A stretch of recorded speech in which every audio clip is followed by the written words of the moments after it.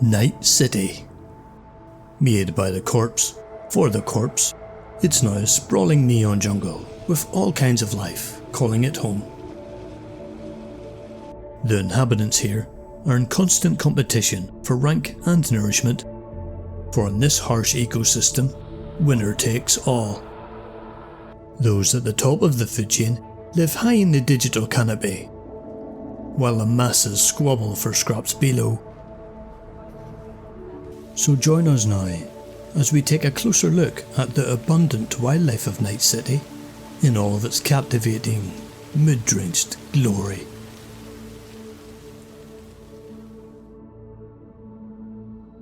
By a considerable margin, the most common species to be found all over Night City is the mundane human.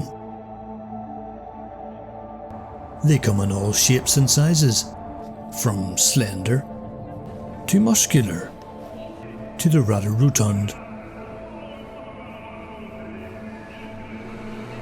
They learn to clothe themselves in various garbs, with different purposes, from cheeky outfits for attracting mates to more flashy showings that signal higher rank. Without uttering a single word, mundane humans use these coverings to deliver a message to the world around them. Our expert nature guide, David, has done his best to blend in with the crowds and not draw attention. But admittedly, in these lands, even he's feeling a bit like a fish out of water. While they're found everywhere in Night City, many humans live together in these huge communal dens. Towering over most other common abodes, these megadens are essentially self-contained ecosystems, with all the basic necessities needed for human life. Inhabitants can forage for food, exercise, or entertain themselves without ever having to venture outside. This doesn't mean life here is easy though, far from it. Many mundane humans play no active role within the ranks of Night City. They hold no position or responsibility. With no source of bounty or meaning, life in Night City is difficult, and has made many revert to a more primitive nature. Mundane humans can be observed aimlessly walking from A to B, or simply idling in one spot for hours on end, with no goals or purpose. I have no reason to live. This might help explain why the humans of this megaden rarely leave it. In fact, not once during this expedition did we witness any of the inhabitants get in the lift and exit the building. Well, except for one denizen on floor 8 who seemed to be an arms hoarder. Back outside in the open air, free-roaming humans are just as numerous as in the megadens. Due to a localized genetic change, twins are a very common sight among these herds, and it's currently in vogue for them to dress exactly the same. Another common behaviour to see among humans is the claiming of territories, which they achieve in different ways.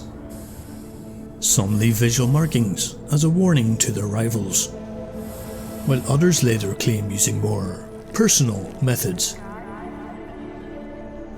With this adversarial nature in mind, it's unsurprising that David's repeated attempts at basic communication were normally met with rude, defensive responses, such as Out of my sight, you disgust me. or Go back to your hole. This same belligerent nature is even worse on the trails, with frequent bouts of rage being a daily occurrence to witness.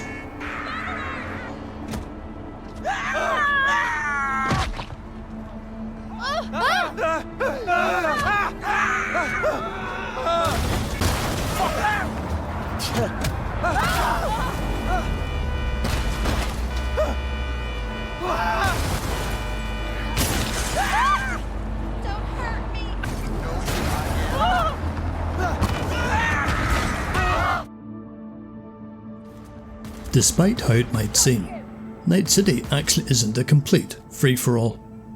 This is because, just like ants, humans have evolved a soldier class charged with protecting the masses, although how good they are in their role is questionable.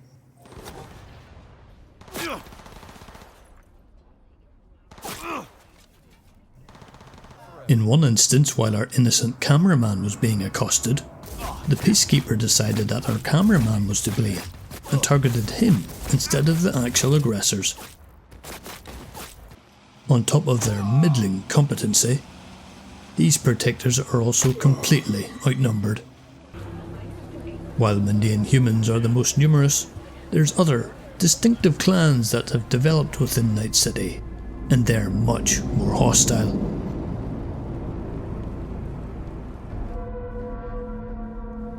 One of the most feared clans in the entire ecosystem is Maelstrom.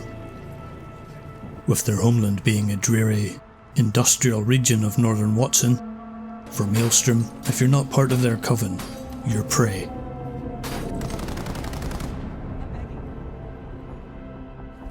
Some zoologists speculate that Maelstrom might even be on the cusp of becoming a separate species entirely, having just as many cables as veins. The clan's ancestry traces back to the Cybergoths of the early 2000s. Belittled and spurned for their terrible dancing, they slowly evolved into the LED keyboards we see today.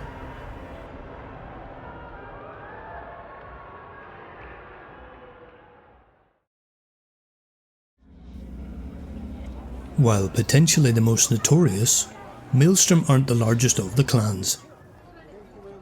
One of the groups with much deeper ranks are the Tiger Claws, who control extensive swathes of territory. It's not difficult to recognise a Tiger Claw, for they're the peacocks of Night City's humans. They give themselves the most striking, stylish appearances to stand out within crowds. One could say they're both figuratively and literally dressed to kill.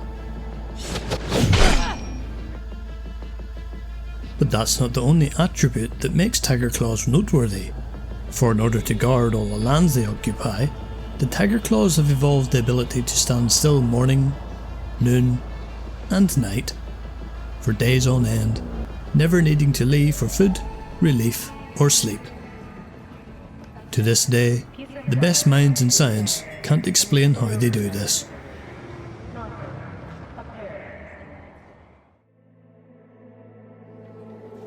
Another large clan hails from the southern regions of Haywood, although it doesn't actually have that many trees. The Valentinos. This clan appreciates shiny metals, which they adorn themselves in as a sign of their status. They've developed a rich culture infused with religious symbolism, which they mark all around their territory and indeed upon themselves. You'll be able to see and appreciate these symbols up close on their tattoos, right before they put a bullet between your karoshis.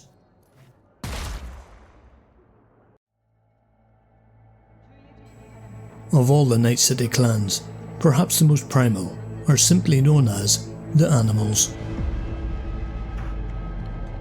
They live in packs led by an alpha and prefer to roam the land instead of holding permanent territory.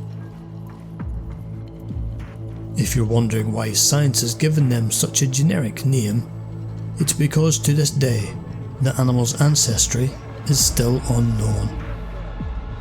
A common theory is that they're descendants of professional wrestlers, but it's proven now impossible to study live specimens due to their aggressive nature.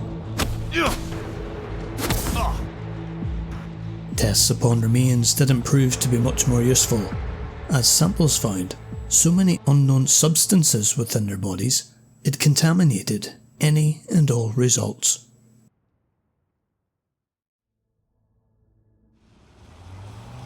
Not all of Night City's clans have large numbers of kinsfolk. Some are smaller, with specific interests. For example, the Mox. These ladies have taken street matters into their own hands, and by hands, I mean baseball bats. Or, there's the Voodoo Boys.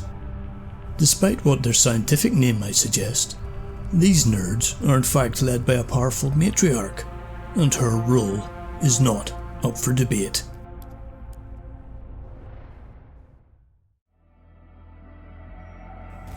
While most of the rival forces here range from territorial to outright warlike, there's one clan that takes a different approach to life.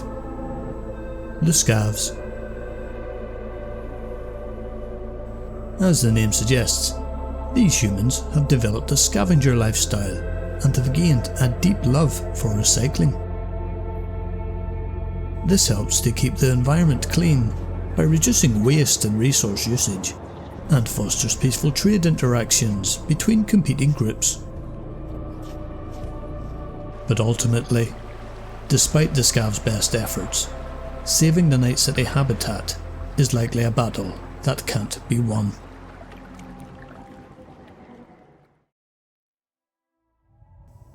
Beyond the central jungle, the towering heights of Night City give way to a vast, arid expanse.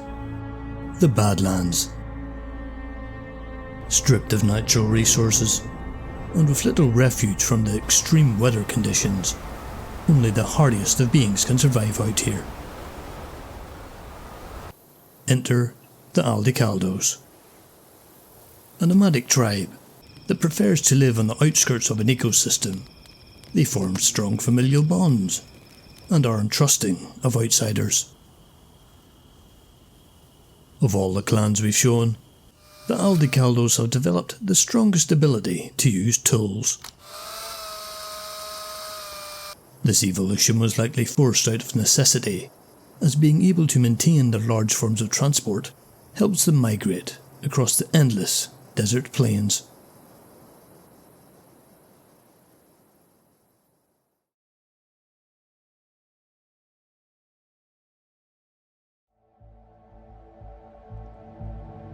Of all the landscapes we've ventured to, Night City might be the most unique so far. From the nooks and crannies of the undergrowth to the thriving canopy above, life here is a ruthless battle. Be it for control and influence, or just basic survival, every being here is in unending competition. This has spurred life to evolve so quickly in Night City that some of the behaviours observed here are simply a mystery to science. We've captured some footage of these inexplicable mannerisms for study, so have a look and see if you can make any sense of what they're doing.